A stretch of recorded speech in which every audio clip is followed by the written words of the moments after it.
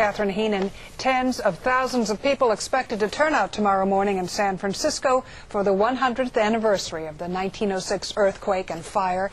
But today there is a report on what the same quake would do if it were to hit now. KRON 4's Charles Clifford has the results of an eye-opening new study. The report finds that a repeat of the 1906 quake could damage more than 90,000 buildings in Northern California. 10,000 commercial structures could be compromised, and as many as 250,000 households might be affected. The estimated cost?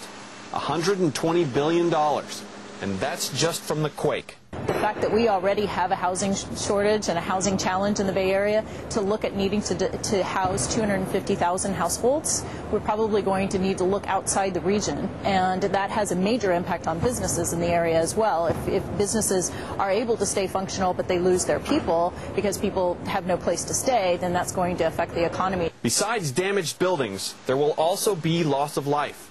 If the quake were to strike at night, as many as 1,800 people could die. If it happened during the day, 3,400.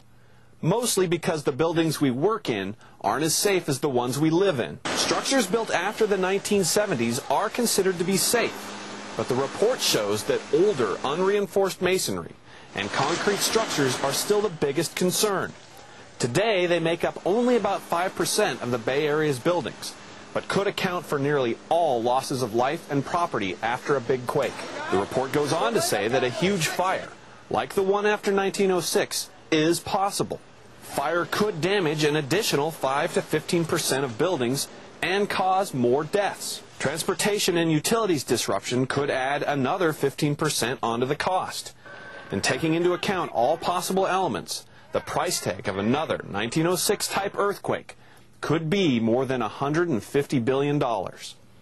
In San Francisco, Charles Clifford, KRON 4.